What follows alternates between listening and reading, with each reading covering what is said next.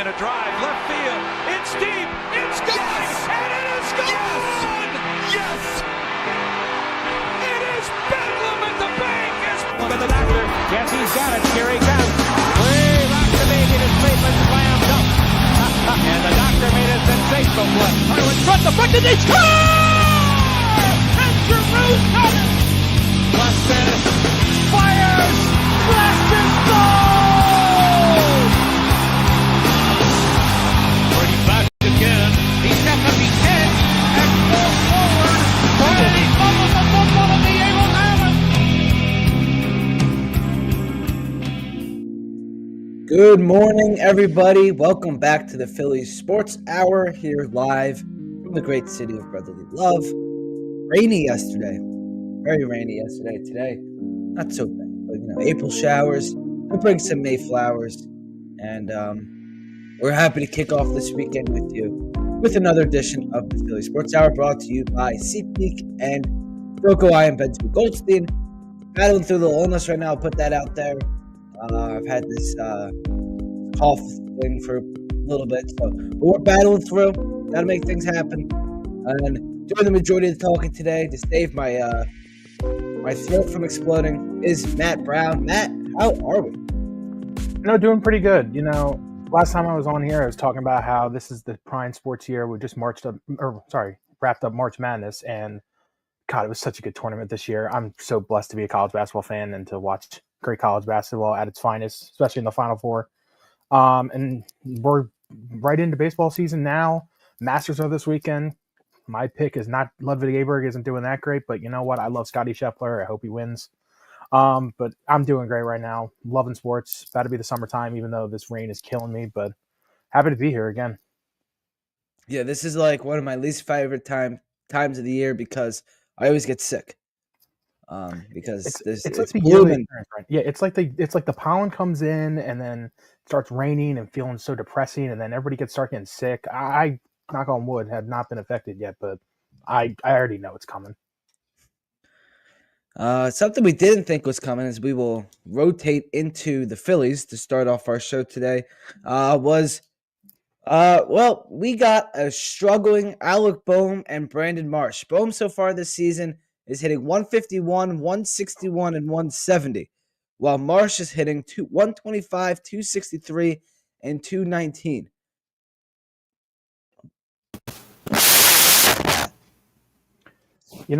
It's just been a really, really tough start to the year. I mean, I don't even know how to fully describe the kind of start they've had. It's frustrating is the key word. And I truly think that I don't want to put the blame on only a couple guys, Marsh and Bohm. They are frustrating guys, they're frustrating players. But this team, as great as they could be, they frustrate the hell out of you a lot of the time. And Bohm is kind of like the centerpiece of that right now. The frustrating slamming the helmet on the ground, just making dumb decisions at the plate. It's a rough thing right now, but I don't know if it's just an easy snap of fix to do it. It takes a lot for a team to be really good and really good together. And, like I've been saying, Bohm and Marsh are the centerpiece right now, but it's a full team thing right now. They have to get over this hump.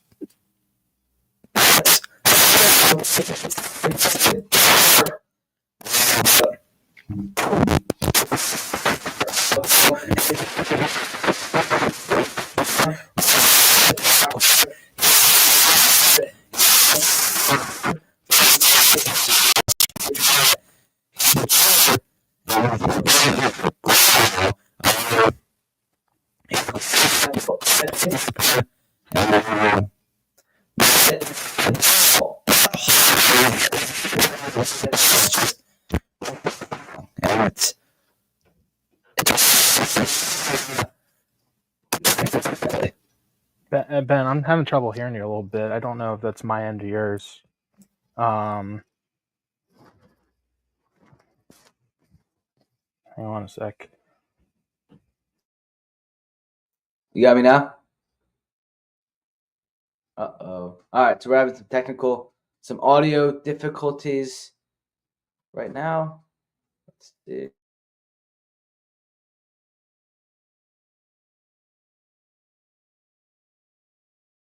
Try again.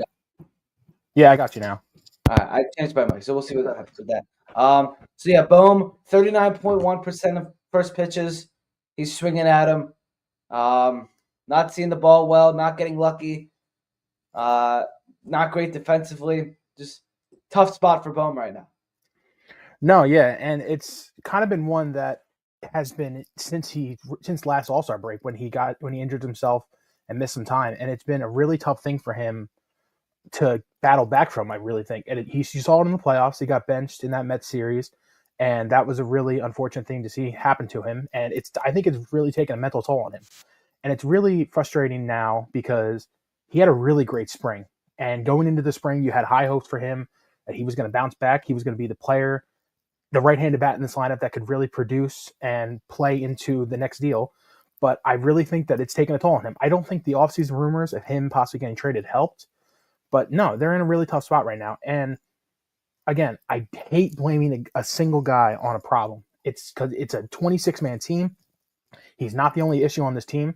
He's not the only guy on this team that is having issues. We have two guys in our lineup who are making over $300 million, and one of them is struggling to bat his weight sometimes and struggling to execute in the way that he can in Trey Turner.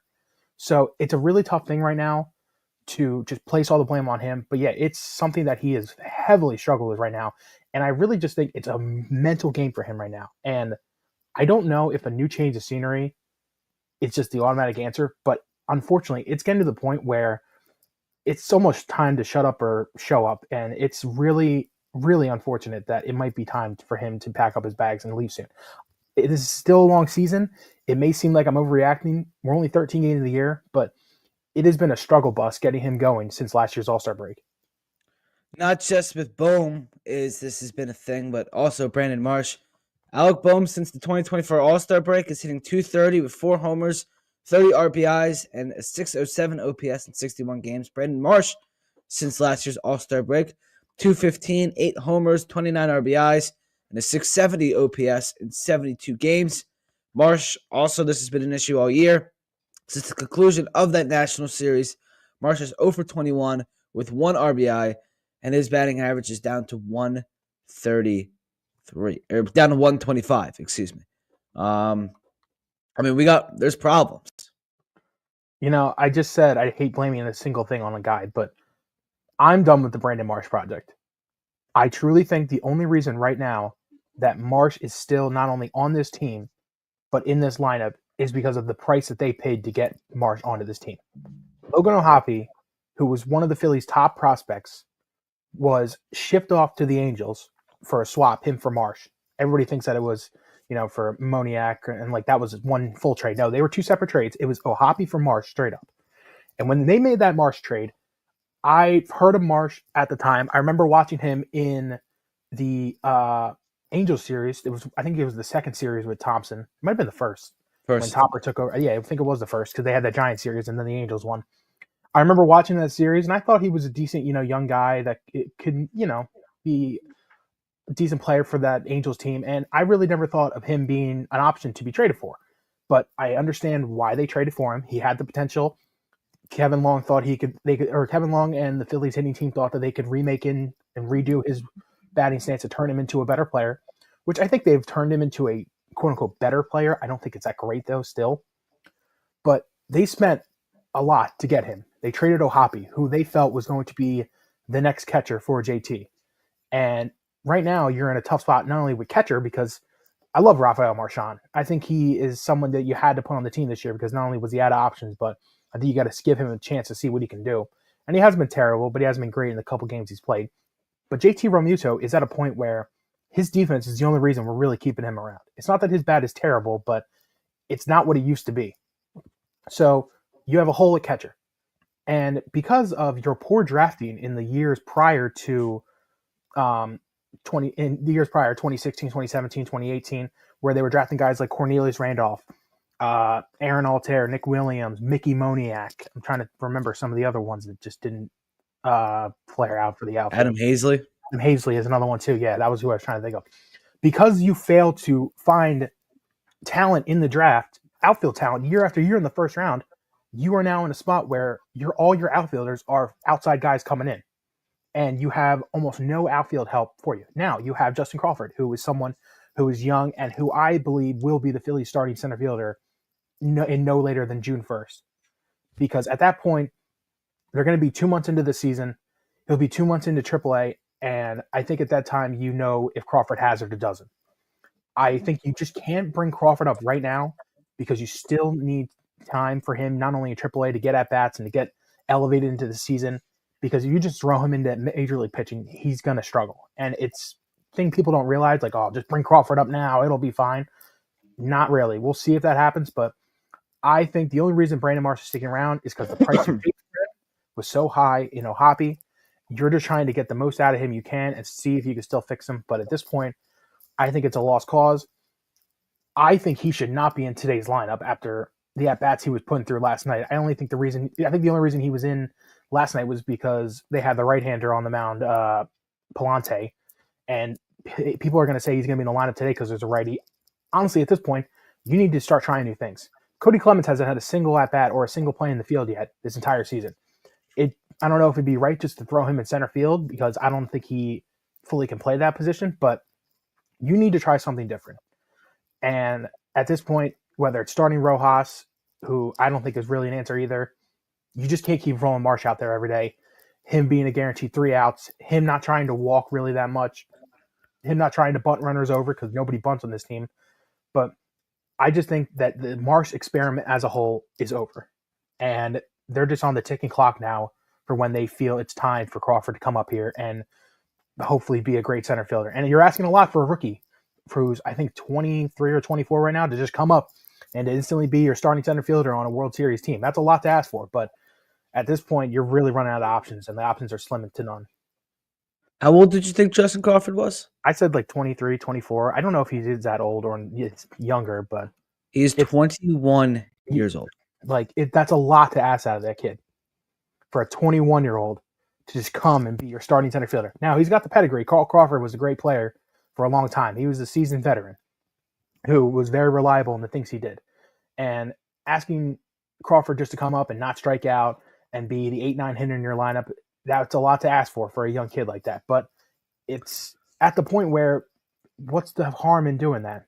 You can see if you really have something in him or if not. I just think rolling Marsh out every night and just having 3 at-bats that don't go his way and him batting 120 is just not working right now.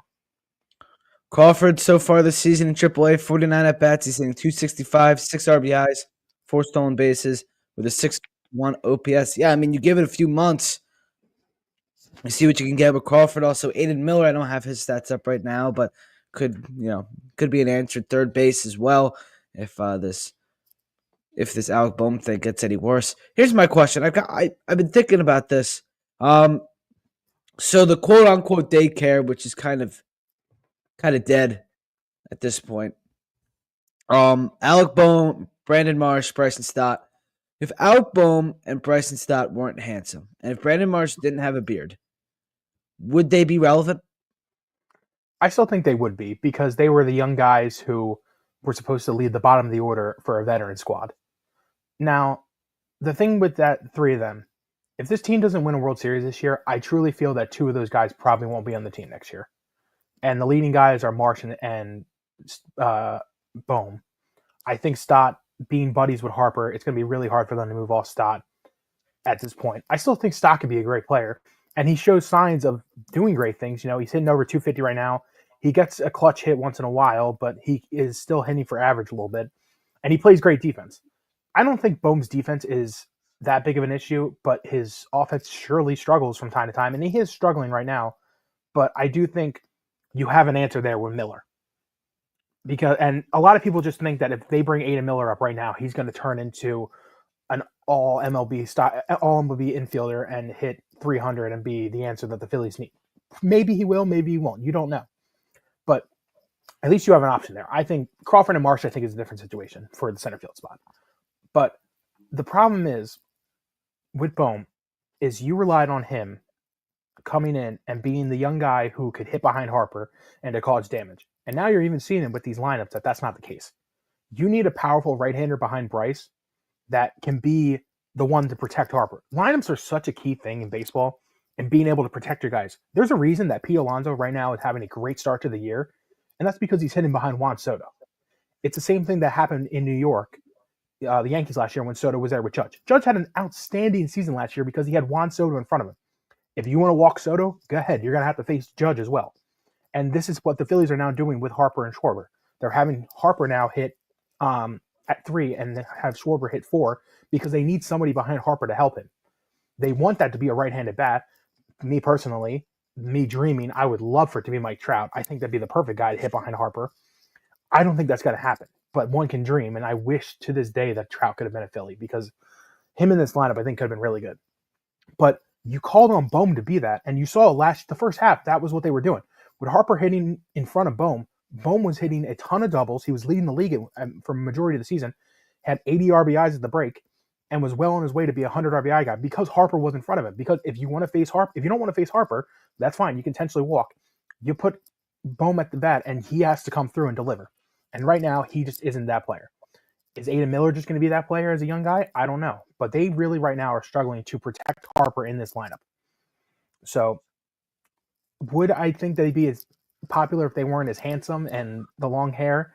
I don't know, but I do think they still would be the young guys that everyone would really like and would be the quote-unquote future of the team that could continue this regime after some of the veterans like JT and Casty and Kyle were eventually to move on and get older. So I don't know, but it's the quote-unquote daycare being done, I think was a Harper thing saying it's time to put up or shut up, and it's time for them to be more serious, and it's time for that group to take the next step and to being a serious MLB contender. Yeah, the daycare no more unless they've been held back a few years because they're like in their upper 20s now, these guys, which is kind of crazy. It's weird, like I'm like 17 years old and seeing like these guys that come in like early 20s, now they're like late 20s, like it's making me feel like kind of old, which is weird. But besides the point, yeah, all these guys are older. Bohm's hitting 230 since the All-Star break. Marsh is hitting 215 since the All-Star break of last season, both under 200 this year. Things aren't going well. It doesn't feel like anything is going to go well with these guys right now for the long run.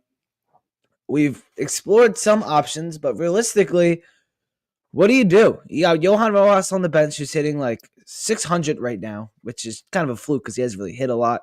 He had a bunt or two a few weeks ago. Cody Clemens hasn't seen an at bat yet. Max Kepler also struggling in left field. Bohm at third.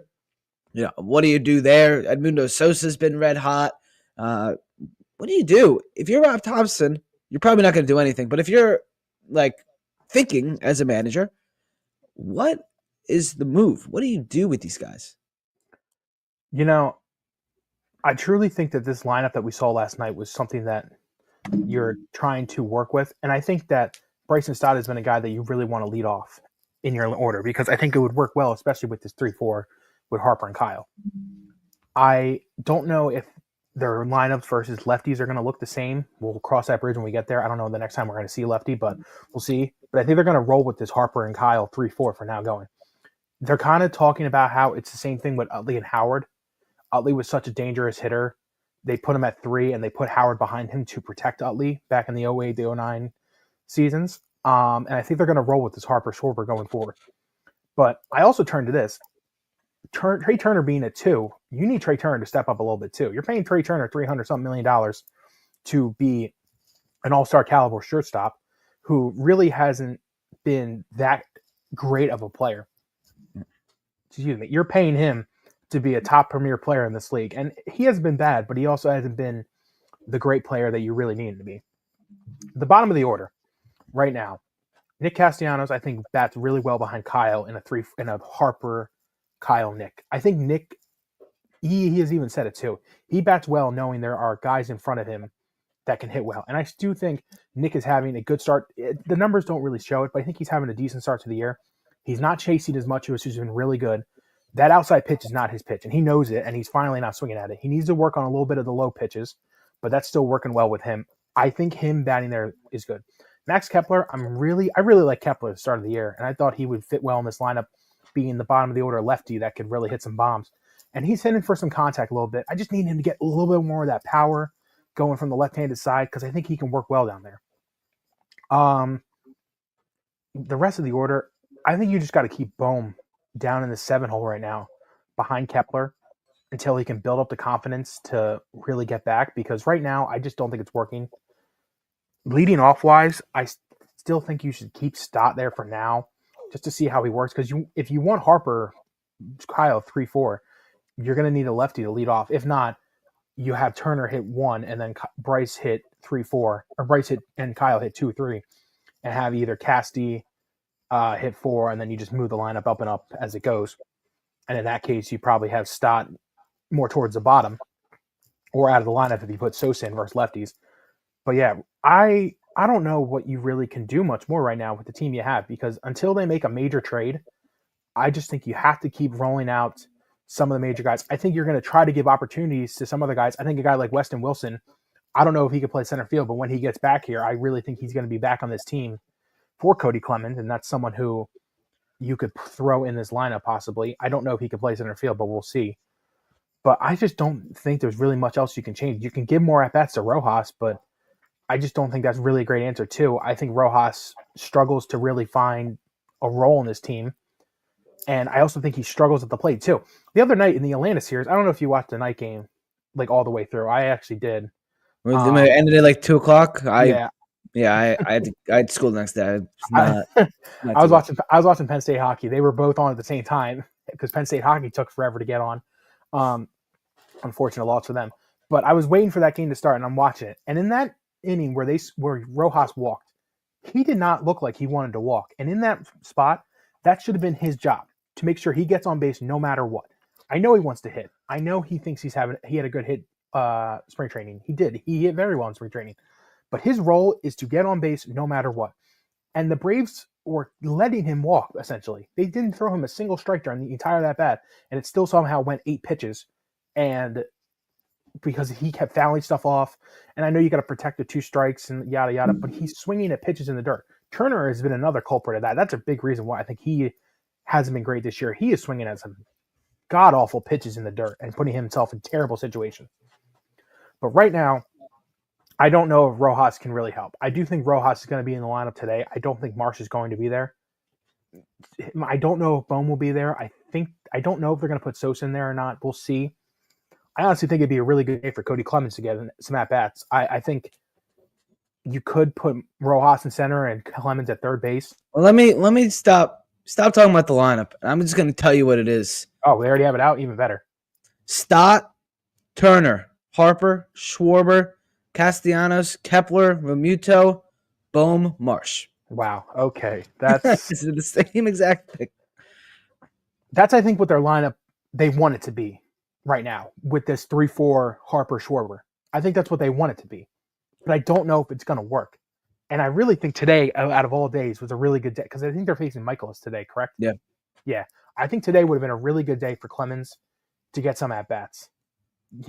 Man, that's really frustrating to me, seeing that lineup just thrown out there again, because you're throwing Bohm and Marsh in the doghouse. They don't have good days today. It's going to be really rough for them if they don't have good at-bats and good games today, because they are going to be the definition of fried meat on the internet. People are just going to be chomping at them at the bit to try and just undermine them. And they partly deserve it because they're not playing well. But at the same time, you're just asking for trouble throwing these 2 in their order like that. Yeah. Let's turn this into a positive Phillies segment. As much negative as has been, there has been some positives, and that starts with how about Taijuan Walker? I feel like on our Bell Ringers podcast that Colin and I do, I've swear he comes up in every podcast. I don't know why. He always pops up. And it always turns into just a Taijuan Walker bashing. He's shutting us up. 10 and 2/3 so far. 9 strikeouts, 4 walks, no runs. Bend don't break. He's been amazing. What have you seen from Walker that has made him so good? So his number one thing, I think, has been the difference. His velocity looks a lot better. He's hitting last year. He was constantly throwing 88, 90 in like the first and the second inning, which was really concerning. And you saw by the fourth or the fifth inning, whenever he would get there, he'd be dead tired. And I just think his conditioning was off last year. I just don't think he was getting his arm strength wasn't there as well. I really think that he's got to back up. He's hitting about 92, 93 on his fastball. His velocity is creeping back up, which is really good. And I think his sinker and his splitter have been really good this year. The movement is looking a lot better. He's getting a lot more guys to strike out, which you never really seen. And I hate saying that it's the struggling Braves and the Rockies. The Braves lineup still is good. They hit everybody else that wasn't Taijuan Walker this past weekend, even Zach Wheeler. But his stuff has looked really sharp to the start of this year. And the pitching staff as a whole is kind of struggling. I think the starters are a little bit separate. Excuse me. I think the starters are doing really well.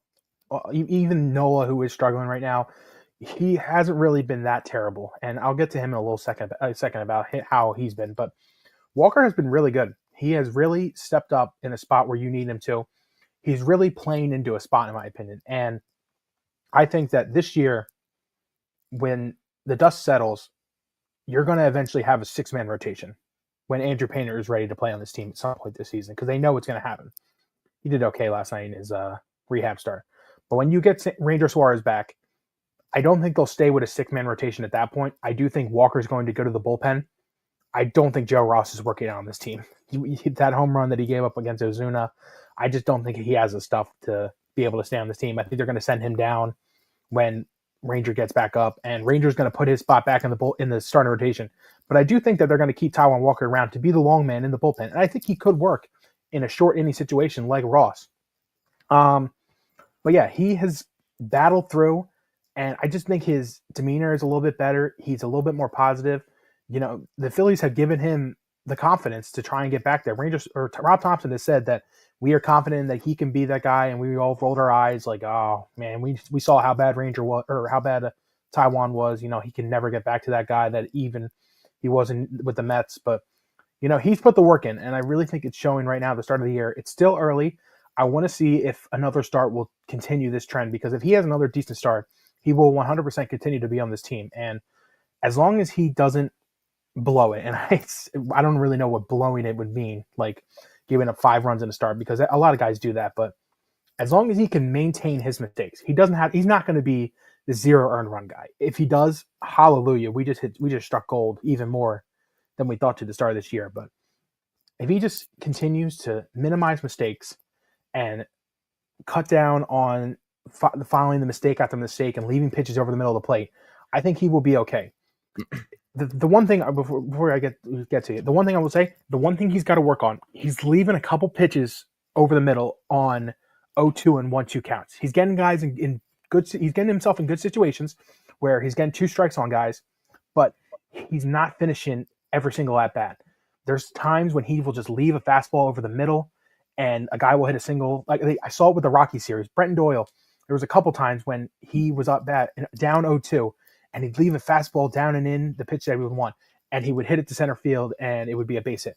So if he can cut down on those little things, I really think that he will be in a spot to be able to continue on this team moving forward. And that's a really big thing to have moving forward with the pitching staff, especially a bullpen that's kind of struggling right now a little bit. All right, final thing with the Phillies. Kyle Schwarber leads the National League with 6 home runs this season. He has been awesome, doing everything that anything you want from. He's even hitting triples this year, Kyle Schwarber. Oh yeah. It was a thing this spring training. Is he going to get that extension before the season? He did not get it. Him and JT didn't get it. When do you do it? It's going to have to happen eventually, either during the season, in the off season. I'm kind of a proponent. I kind of like giving Schwarber an extension after this season. Let him play out the contract. You don't really see that a lot with the Phillies, letting guys play out their contracts. And kind of like what the Eagles did with Zach Baldwin. They could have absolutely have given him that extension in the middle of the season, but they didn't, and they let him play it out. And prove himself to get that big money. Schwarber doesn't have much proving that he still needs to do, but letting him play it out, you could get more out of Kyle Schwarber than what we've seen the last few years because he knows that he's playing for money.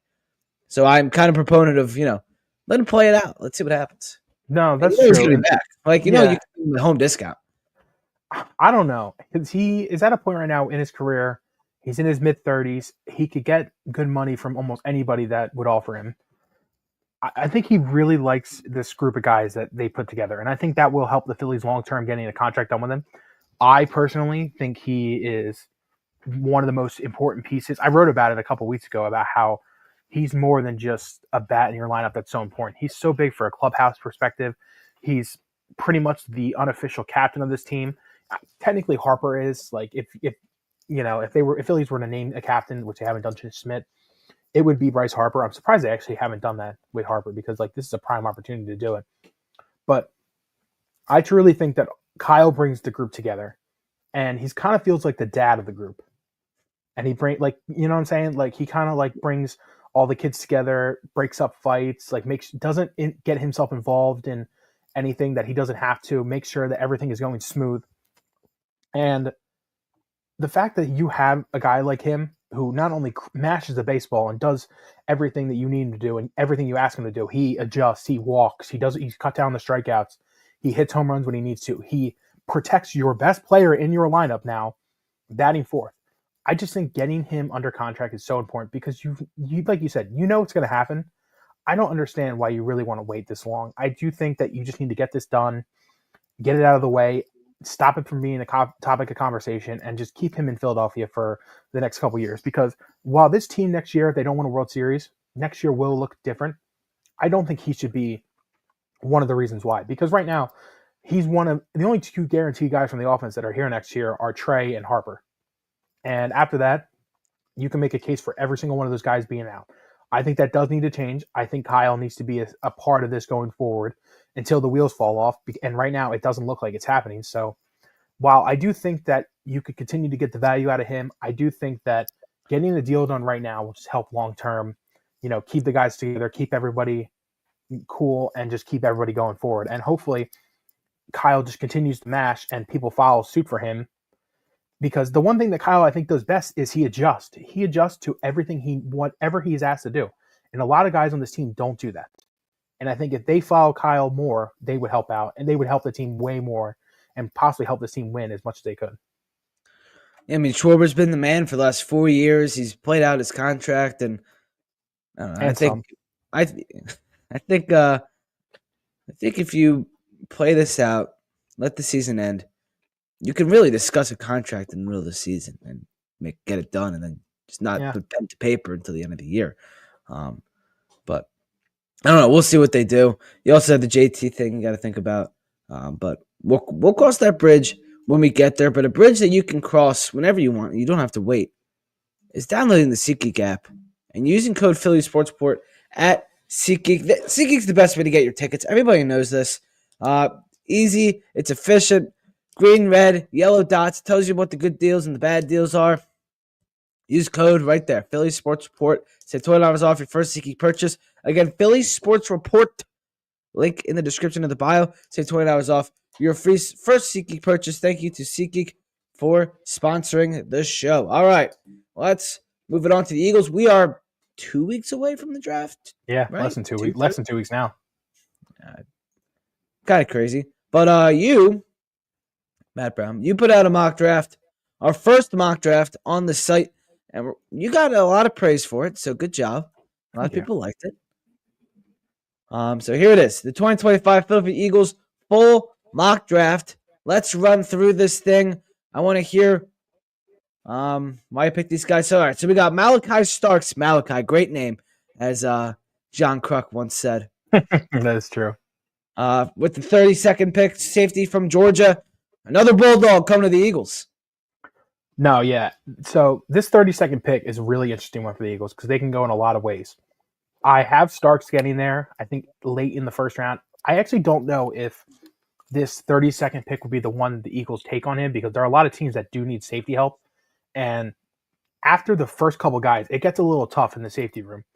Nicky Manwari is another one too. I think he's probably the best safety out of this bunch, in my personal opinion. I'm not saying he's going to be, but I do think that Starks could be really good for this Eagles team. He's a downhill hitter. He's really good in coverage. Really good in coverage. I think that's one of his most underrated traits, and people don't talk about that enough. Not only that, but he fits into this core. Obviously, right? You have I think 8 guys that went to Georgia now from the national championship team. It's honestly ridiculous that you have that many at this point, and just keep adding more and more guys. I don't know if you watch the Eagles Unscripted on YouTube. I mean, it's I've like their behind the watched them. scenes I stuff. haven't. Yeah, they just dropped a new episode about like some of the offseason moves they made, and all the Bond stuff was great, and the Saquon stuff too. But one of the things that really stood out to me was Azeez Ojulari literally said, "I want to come to Philly for 1, the culture, and 2, to play with my Georgia boys." These guys are tight. They really are. Like, it's crazy to think that they're as tight as they are. But I think that Malachi Starks is a really good fit for this team. You trade C.J. Gardner-Johnson. You have good secondary help with Reed and Quinion and Coop. Eli Ricks is another guy that is going to fill in this year for them. He just lost Devontae Maddox. And they're asking a lot for guys like Sidney Brown. And I think that getting another safety in there and just providing more help in the secondary is a really big thing to do at that first pick. Because especially after Nick Emanwari and Malachi Starks, you have like Xavier Watts, who's like a fringe first-round picks, early second. After that, it dips a little bit. It dips a little bit to like the Kevin Winstons of the world, who I love personally, being a Penn State guy, but I don't really know coming off an ACL tear if he's going to be that great. You could maybe get him into the second round. We'll see. But if they can get that Malachi Starks, that would be such a big addition to this team. I just think it works so well. But if they don't go safety, I really think they're still going to go defense at this pick. And they're going to do what their bread and butter is if they don't go safety. And that's edge/defensive line. Walter Nolan from Ole Miss. Kenneth Grant is someone who's been falling recently in mock drafts, who I think would be really good value at the end of the first round. Could be someone, if Starks is gone, that they could pick. James Pierce Jr. is another guy who's been falling, who is someone who everybody thought could have been the first pick in this year's draft a year ago, and now he is looking like he might not even be a first rounder. He could definitely be someone that they would love to take on from Tennessee. Donovan, I believe it is Ezra Raku. I got to keep remembering these guys' names. They're hard to pronounce, some of them. Another edge from Boston College is someone that you could be seeing in an Eagles uniform. Nick Scorton from Texas A&M. I don't think Shamar Stewart anymore. He's looking like he's going to be a mid-first round pick, but there's about 8 guys right there. Jahan Campbell's another one too, a linebacker, if they decide to go there. But there's about 8 guys who you could see being at the 32nd pick. I personally think with the lack of safety help later in the order or later in the draft, I think you should need to prioritize going safety early on and going defensive back. I think they could find other guys, and I even talk about it later, finding other talent in the later 2nd, 3rd, 4th, 5th, 6th rounds. They could fill in defensive line because you have a lot of defensive line in Milton Williams and Josh Sweat to replace. So those are really big things. But at the same time, I think with the lack of safety play and safety players and defensive back players in the early couple rounds, you need to jump on it early. And I think Malachi Starks is the perfect guy for that. 2nd round picks, pick number 64, edge rusher from the Ohio State University, JT Tuimoloau. Yeah, JT, as a Penn State fan, I have seen this guy play so much. Tuimoloau is just an absolute game wrecker on the defensive line. I'm really shocked that he is going to fall late in the 2nd round, possibly the 3rd round as well. I talked about how he's just not a me guy. He's a team guy. That was his time at Ohio State. He was basically the defensive captain for Ohio State the last couple of years. Him and another guy, Jack Sawyer. Jack Sawyer, another guy who I think could be a first-round guy for the Eagles because I think he's seen a lot of big draw from teams like the Lions and the Rams. Definitely someone who they could draft as well out there. But JT is such a great player. He plays fast off the edge. He plays it hard. He's very quick off the ball. He gets in a little bit of trouble with his arm length. That's kind of been the main issue, I think, for him right now. But again, he is someone who, when you throw him into a team like the Eagles, will just adapt to their culture so well. And he has big strength inside. Like, that's been people are saying a disadvantage of him. I think his 6'4", 265, that works so well. And he is a strong guy too. I think you could throw him into Vic's defense very easily. And he could be, I don't want to say Brandon Graham, because Brandon Graham is a great player, but he could be someone who just continues the culture of this team for years and years and years to come. I think he is a really big culture guy, and maybe not someone who you're going to say is a top 10 defensive player in the league, but is someone who will stick around with this organization for a long time and be someone who really just changes the locker room as a whole and keeps that culture going that the Eagles are trying to continue. So I really like JT at this pick. I think he could be someone who maybe not gives you the sack numbers that you want, but will continue to just provide and be depth in this defensive line that the Eagles continue to draft and draft well. With the 96th overall, Harold Fannin Jr. from tight end from Bowling Green. You've seen a lot of the stuff with Dallas Goedert this offseason. If it could possibly get moved, and tight ends are available in the first round, but if we're keeping Dallas Goedert around, you got Fannin Jr. here from Bowling Green in the third round. So I kind of talk about it in there about how I think that this pick comes with a Dallas Goedert trade. And I remember talking about this last time when we were talking about Dallas Goedert. Dallas is a really great player, but it's basically what I said last time, and I said in here.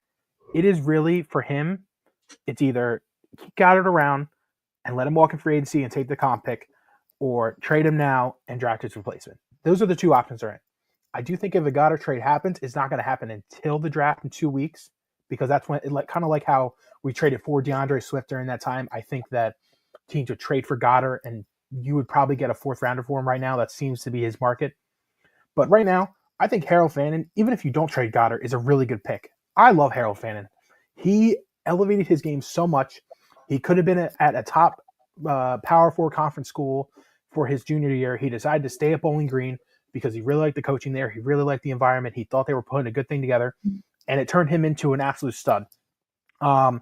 He had an insane junior season, not enough for the Mackey. That went to Tyler Warren, my absolute favorite player from Penn State this past season. I love Tyler Warren. I would love for the Eagles to draft him at 32, but I don't think he's going to fall that far. I don't think he's going to pass 14. But 117 catches, 1,555 yards, and 10 touchdowns is insane for a rising 21, 22-year-old. I don't even know exactly how old he is, but the main thing with him is his blocking needs some help, but he has been able to do it as well at Bowling Green.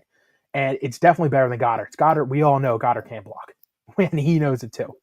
But bringing him in is just someone who could elevate the tight end position for the next couple years, especially on that rookie deal, and be another weapon in this offense. Because let's face it, you're not going to need him to catch 100 balls a season. You're not going to need any tight end you have to really catch 100 balls a season when you have AJ and Devontae to throw to. You have Saquon, who's going to take majority of the plays. You have Jalen, who's also going to run a lot as well. You don't need tight ends. You need tight ends who are able to block for Saquon, at least at a decent level, and to be able to catch checkdowns and catch screens for Hurts. And that's what I think Harold Fannin could be. He's a very, very fast runner. He has great speed. He not only plays with power, but he just plays with accuracy too. Like, he is able to get open and get off routes and just be able to be in coverage wherever he is played, in the slot, on the outside, on the offensive line next to the tackles.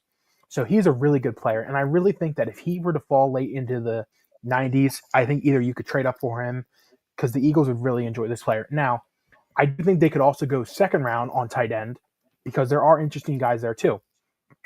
One of the ones that I think that has been getting a lot of love, I don't think he should be a first round pick, but a lot of people have said Mason Taylor from LSU or Elijah Arroyo from Miami have been discussed as like late first rounds, early second round guys.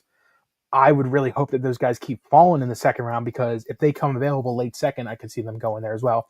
Elijah Arroyo is someone who he feels like the under the radar guy that a lot of these draft guys are saying that he could be a stud. I don't know about that. We'll see. I think he has talent, but I don't see the Eagles jumping on him in the late first if that's really where they're going to be going. I could see them going back second, and instead, depending on how they go first round and how they take their picks that way. But I do think tight end at some point will be drafted in the Eagles draft. And I do think that for the value, Harold Fannin in the third round is a huge value pick. And it's someone that, even if they keep Goddard around for the season, could be someone that could turn into another weapon in this offense. That is huge for them. All right, moving on to round 4. First offensive lineman pick for the Eagles for Sacramento State, Jackson Slater. Yeah, Slater's a really good player. I love Jackson Slater. I've loved this guy for a while now. Ever since I watched him run almost a sub 5 at the combine. He's a strong player. You know, kind of like Jason Kelsey esque underdog kind of player. He seems like he's not really built to play offensive guard. Everybody thinks he's going to be a center, kind of not like Kelsey, because everybody thought Kelsey was too small to play O-line in general. But he's a really strong guy. He seems like a great value for a day 3 kind of pick guy. Sacramento State, a lot of people like Sacramento State. It's an FCS school. They're about to be an FBS school in the first place, if you really want to argue with that. But I do think that a guy like Jeff Stoutland could turn Slater, who has very raw potential, into someone who could be a very good piece for this Eagles team moving forward. Now, I don't know how much they're going to lean into offensive line pick this year, because I think they know this, and I think a lot of people have said the same thing. They don't know how much longer Lane Johnson has on the Eagles. It's kind of a year-to-year basis on whether Lane is going to retire now. I think with 2 Super Bowls, it could be any year now where he just decides he's done. He doesn't want to deal with the pain anymore. I do think that he will stick around for this season. Obviously, he's going to be here. And then probably the season after that. After 2 years from now, though, I don't know what it's going to be for Lane. So they're going to start having to look for offensive line help. You have solid foundation pieces. You have Jordan Mailata, who's going to be playing left tackle for the Eagles probably for another 5 years at minimum. You have Landon Dickerson, who's going to be their star guard. And you have Cam Jurgens, who probably will get an extension in the sometime future. You have 3 spots filled. After that, your other offensive line spot, the O guard, and the other tackle spot are going to need to be filled. Tyler Steen and Kenyon Green are 2 guys who are probably going to be the starter this year. But you just want to always keep having depth on this offensive line, because who knows when injuries are going to come up. And you need guys, whether they're young or they're veterans, to step up and be able to play. And I think a guy like Jackson Slater is a really good depth piece for this team. I think Jeff Stoutland is someone who could take a pile of trash, in my opinion, and turn them into an all-pro left tackle. He turned Jordan Mailata, who had never seen a football in his life, into one of the best, not even left tackles, one of the best offensive linemen in the sport. So I really like Slater here. I think he's very raw, and he feels like value, honestly, on a day 3 pick. Because if he was at a bigger school, I honestly think he'd probably be a second-round pick. Could Jeff Stoutland turn you into an elite offensive guard? Probably not, because I wouldn't care enough. If I tried hard enough, I think I could. Me being 6 foot probably wouldn't help. But hey, Jason Kelsey turned into a Hall of Fame center, so who knows? Halfback Jaden Blue. That's a fun one. Jaden Blue from Texas. No, yeah, Blue's got really good speed. Kind of is a Darren Sproles-esque player. He's got the speed, but he lacks the height. 5'9". That's a real question mark. I kind of feel like halfback will be either taken, or you'll see an undrafted free agent halfback that could be signed for the Eagles. That's someone who could start to fill into the next Kenneth Gainwell. Because now with Gainwell gone, you have a little bit of a hole in your Eagles backfield. As guys, Eagles usually like to have a guy who in the Eagles backfield that has been there for a couple years and knows the offense and knows how to run everything. They don't usually like to just bring in outside guys for the running backs. Like in Saquon Barkley, they have that now, and Barkley and Dillon as the 2 leading guys. And then Shipley, who is in his second year, who still can be pretty good. But I think Blue could just be another chip piece for this offense who could be really good in short yardage, third down back, possibly on halfback screens.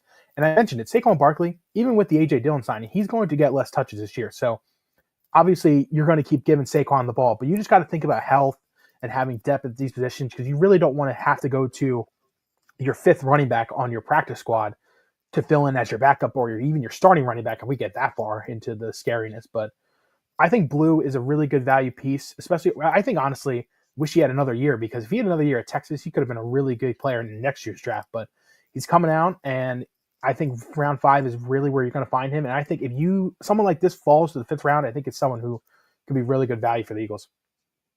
3 picks later, another Buckeye, Seth McLaughlin, center from the Ohio State University.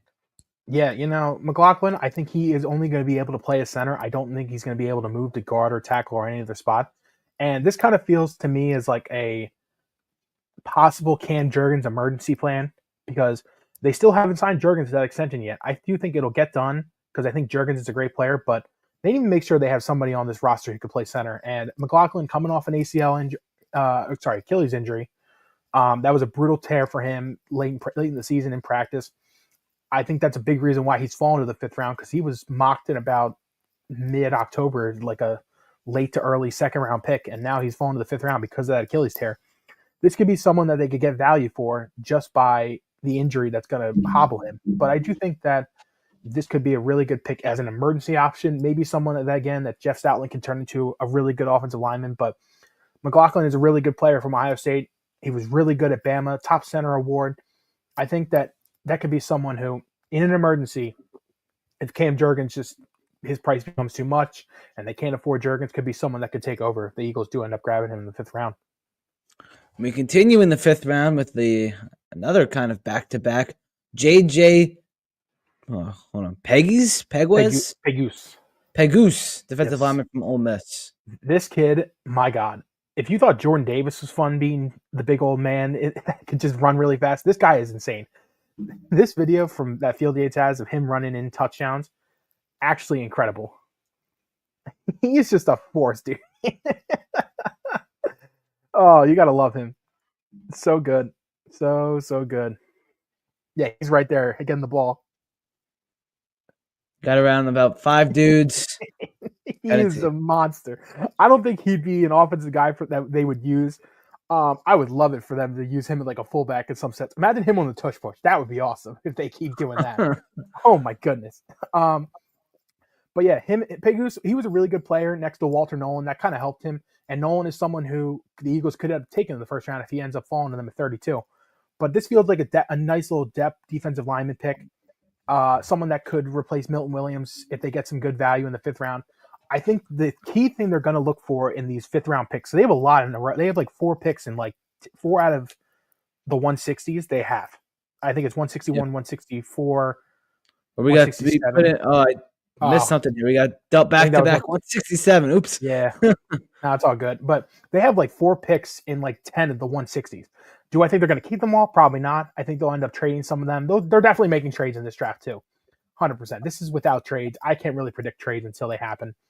I also don't have insight on that. But I do think they're going to look for guys in these fifth rounds that obviously will be depth, but look for guys who not only fit Vic's system, but someone who could futurely turn into something with development. Because that was kind of the thing with Milton Williams. Milton Williams was just looked at as a depth guy when he was drafted, but he developed so much and much more, and he's turned into a great player that turned him a great contract. That's what the Eagles need to continue to keep doing, is just developing, because they have the stars now. They just need to keep developing and just having depth at each position. And I think someone like Pegues would be really good. Even this last guy right here, Jack Kaiser. Yeah, Jack Kaiser, Orange Bowl champion. Yeah. Over Penn State. Oh, that's a rough one. Now, Kaiser was all over the field in that game. He was all over the field in that game, but this kind of feels like at some point they're going to take a linebacker. Losing Orrin Burks in free agency was kind of left a hole in them. Nakobe Dean's probably not going to start the season out healthy. So it's right now Bowen and Jeremiah Trotter Jr., who I love Trot, but that's a really tough job for him just to get thrown into a starting linebacker spot. I do think they're going to take a linebacker or sign a big name undrafted free agent, or trade back and try to get someone later in the draft if they feel that someone's available. But I do think some depth linebacker will be taken. And right now, I think Kaiser's a really good player for Notre Dame. You know, kind of the same way as Tuilamolau from Ohio State. Team captain for the team, brings a great energy, high IQ guy. He was there for 6 years. He's one of the longest tenured guys in Notre Dame history. He really feels like a guy that could just fill in and be like a special teams captain in year one. Maybe not year one, but like year 2, and be the guy that could be moving forward for this team. Maybe even one day be the linebacker the Eagles have always hoped for. They have that in Bowen now, but maybe again they just keep that linebacker tree going and going. All right, so the full draft from first full mock draft. You can check these out every Monday and Thursday for the next 2 weeks. We will have our mock draft. So we got Malachi Starks, JT Tomalu, Harold Fannin Jr., Jackson Slater, Jaden Blue, Seth McLaughlin, JJ Pegues, and yeah. Jack Kaiser. So that is Matt's mock draft. If you want to leave your rating of it in the chat. But yeah, Matt, you'll have another one, I think, coming out. Yeah, I think I have the one just before the draft happens. That kind of feels like the one for me. Like, this is where we're getting serious at that point.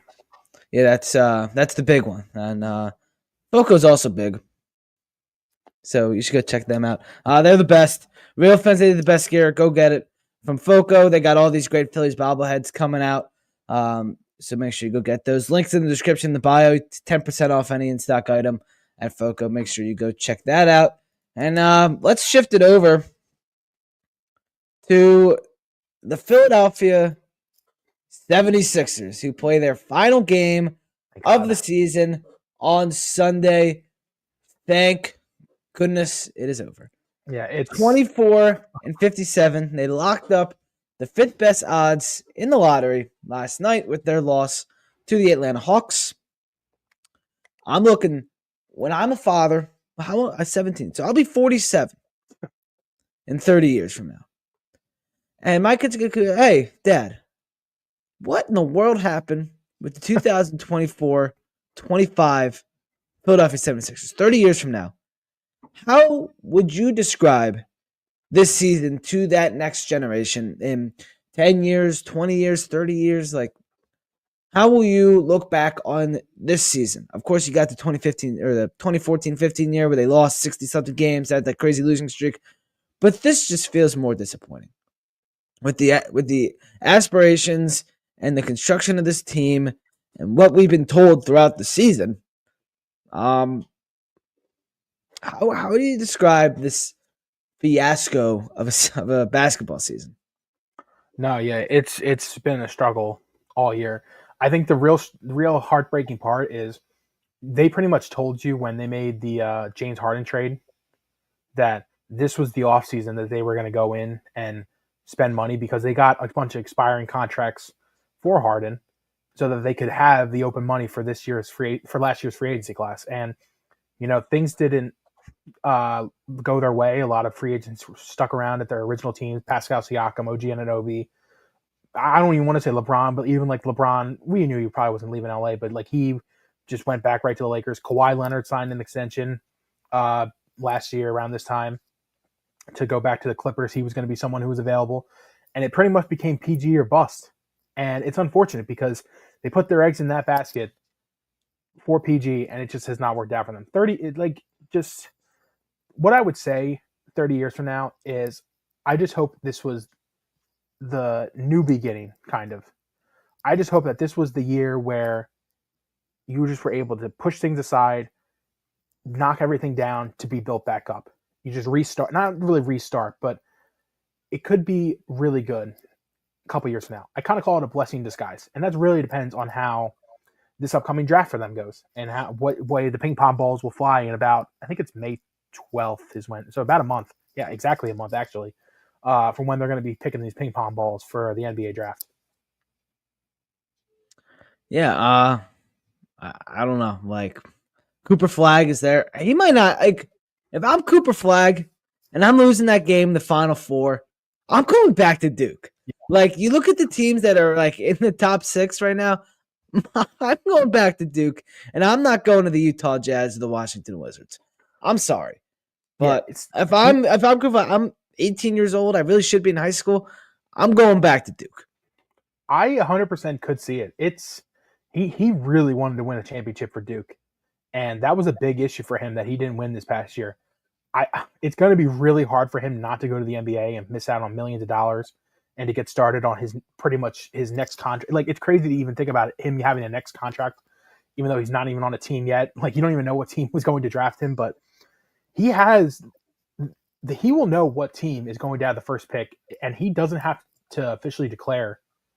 The thing with that process is you can declare for the draft, and then if you don't sign the agent, you don't have to go. Although some of these rules are now crazy because teams have agents anyway with NIL. NIL is getting out of control. But anyway, he can go back to Duke, and after he finds out what team has that first pick, so that is 100% a possibility for him. I don't know if he will, but right now, man, I don't know what team up front he thinks would be really good. The Wizards just seem like an organization that they don't know what direction they're going in. The Hornets are probably on the verge of trading LaMelo Ball and just restarting over again. Maybe that could work out for him, but nobody on the Hornets has really ever worked out. The Jazz look terrible. You really want to play for the Utah Jazz? I don't know, man. The Pelicans have ruined number one overall pick in Zion. They'll probably do it again. I mean, it's not saying much. Like the Sixers haven't been great either. They've ruined a lot of number one picks as well in Fultz and Simmons, and it B just hasn't worked out. Jahlil Okafor, you know, they haven't really made top talent work out, but maybe he feels that him and Maxey could work well. But yeah, it's the Brooklyn Nets after us. Like it's a really struggle bunch for whoever ends up getting that number one pick. If he really feels that he wants to go to one of those teams and take over the franchise, I think he's a good guy and maybe he will. But I think there is a good chance that he could go back to Duke, which would be really crazy. Yeah, I'm like kind of calling for, like the Sixers might be his best option. Like they got the best players, they got currently the best coach. Philadelphia is a huge market. Mm-hmm.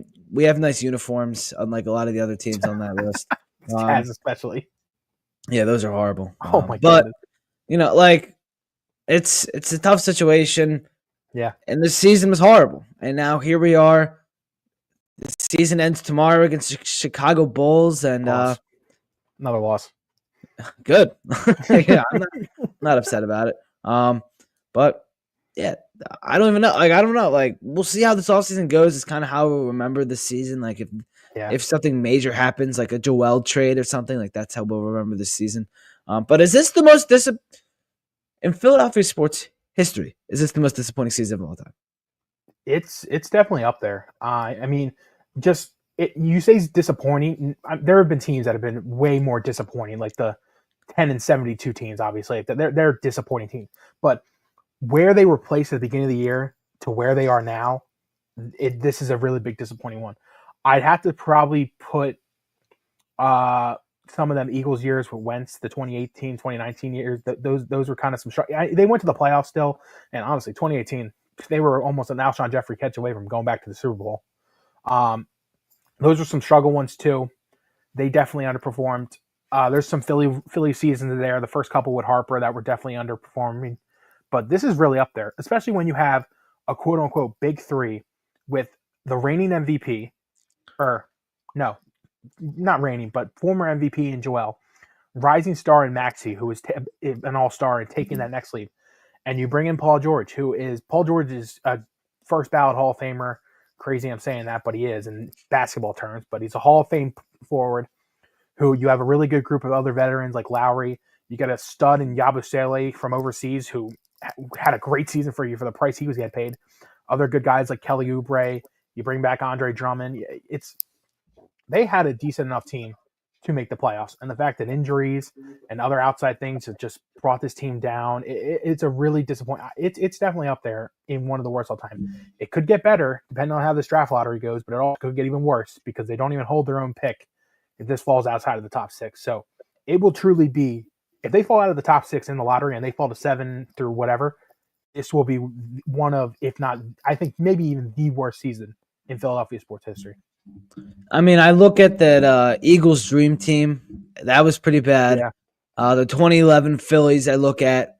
They won 102 games, but losing in the National League Division Series to St. Louis was pretty bad.